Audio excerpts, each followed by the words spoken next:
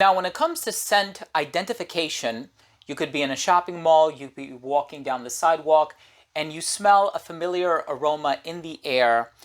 Today's video is going to be focusing on the 10 most recognizable niche perfume DNAs on the market. These 10 fragrances have totally changed the direction of the perfume industry, and these are some of the most identifiable and recognizable smells. I'm excited to share this list with you in just a moment, so make sure to stay tuned.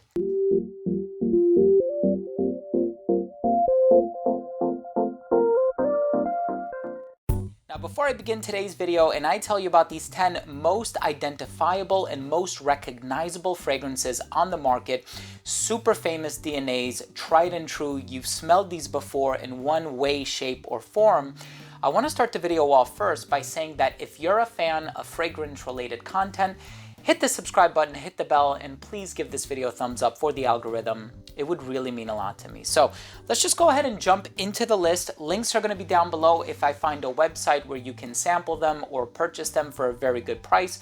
The first one I want to talk about, and I'm going off on a limb here, this one is Tea for Two by L'Artisan Parfumeur. Now, this fragrance is probably the most famous fragrance from this brand. Of course, they have Zing, and they have Timbuktu, and they have Vanille Absolument, which is also known as Havana Vanille. There's so many from this brand that I absolutely love, but Tea for Two has to be one of the most famous fragrances from L'Artisan Parfumeur. I know this has been televised on some home shopping networks as well, whether it be QVC or HSN, and I forget which one, but L'Artisan Parfumeur, very, very famous brand. Tea for Two, composed by Olivia Jacobetti, is one of the most recognizable DNAs on the market, and it goes without saying, I love this spicy, cinnamony, tea-based fragrance.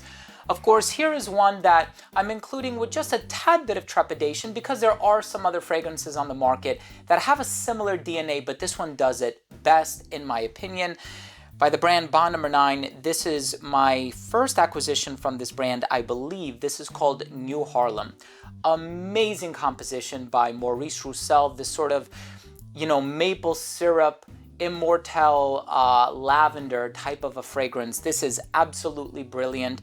What a remarkable DNA. And of course, it smells like Rojas Man. It also smells like Michael Jordan Legend. You've heard the narrative many, many times before.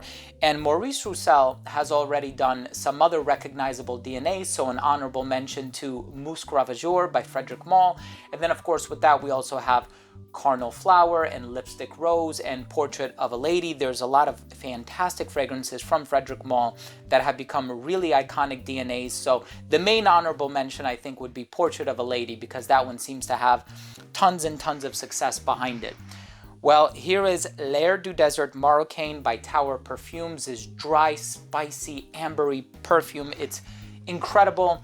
If you haven't tried this one, chances are you might be living under a rock, or maybe you're just getting into, niche perfumes. Please sample all of these. These are all really great reference points.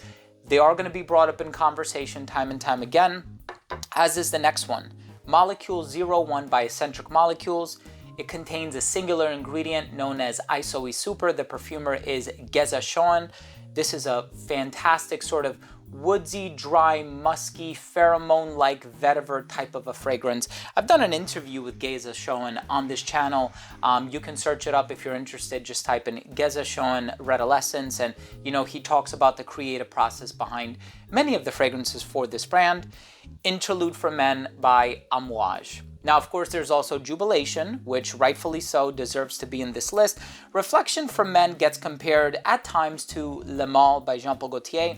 So I'm not going to call that one of the most recognizable DNAs. And even Jubilation 25, while it is my favorite from the brand, I think Interlude has a far more recognizable smell, where you smell it in the air, you're like, yep, somebody's wearing Interlude, or one of the flankers, whether it be Black Iris or so on and so forth. Leighton by Parfum de Marly. One of the most recognizable DNAs from this brand. Percival, people might compare to Abercrombie & Fitch Fierce or Mont Blanc Legend. Herod has a sort of honey tobacco thing with a touch of vanilla happening in there. There's a lot of fragrances out there with that DNA. And then even something like Ouajan. Smells like Ombre Narguilé by Hermes.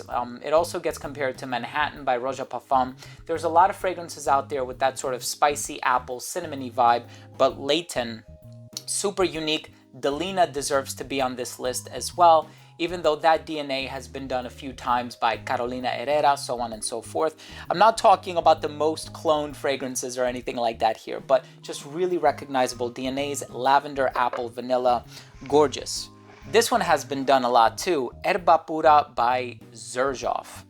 Now, of course, this fragrance with that melon passion fruit combination, one of the most recognizable DNAs hands down.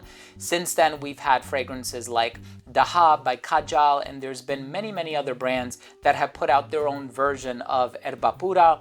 And Al Haramain has a few as well, but Erba Pura is amazing. That's the one that started it all. Man, this could have very easily been number one. Santal 33 by Le Labo. You walk down the street in New York City, you're gonna smell at least a dozen people wearing this all on the same block, especially if you're walking on Elizabeth Street, which is where the boutique is located. But Santal 33, Frank Vocal composition. Of course, this one is Chris Maurice, but this one with the papyrus and the sandalwood and the spices, and it's a little floral as well, a touch of violet too, if I'm remembering correctly. Santal 33. Definitely a scent that's been done so many times before. There's a Tory Burch perfume called Knock on Wood that has similarities to it. There's a lot of designer fragrances that have a Santal 33 DNA to them as well. Creed Aventus happens to be my scent of the day today. This is a fantastic pineapple, apple, bergamot, blackcurrant, birch tar, vanilla type of a fragrance. And of course, Montblanc has put out their own perfume called Explorer, which smells similar to this one. There has been at least 1,000 clones. Of course, that's hyperbole, but there are tons of clones for Creed Aventus. The fragrance that I put in the number one spot, pause the video. Drop your comment down below. What do you think is gonna be the most recognizable DNA? You're walking down the block, you smell this in the air, you're like, yep, that person is 100% wearing XYZ fragrance. What is it? I think 99 out of 100 of you are gonna guess it right. And if you did, you've been around the block. By Maison Francis Kurkdjian, pardon my little sample bottle here. This one is called Baccarat Rouge 540. And this is the eau de parfum, not the extrait. The eau de parfum is the one that has taken the world by storm. There's a clone called Barakat Rouge by Fragrance World. There's Cloud by Ariana Grande. There's a number of Bath & Body Works perfumes that have sort of twisted the DNA. And of course, Francis Kurkdjian has also composed her for the brand Burberry, which also possesses a similar DNA with a touch of strawberry, if I'm remembering correctly. But look, here you have the 10 most recognizable DNAs on the niche side of things.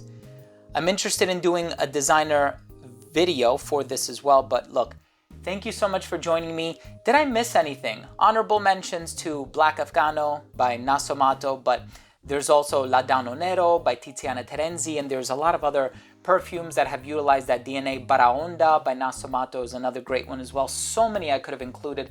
I look over my shoulder here at my collection and I see at least 3 dozen more that could have made their way into this list, but I tried to focus on one from each brand and probably the most famous ones, hence the reason why I didn't include Green Irish Tweed or Virgin Island Water. I didn't include Naxos, which also smells like Pure Havane by Thierry Mugler, but nevertheless, thanks for watching. If you enjoyed this video, hit subscribe, hit the bell, give this video a thumbs up. I love you guys. Happy New Year, and we'll see you tomorrow with a new episode. Bye.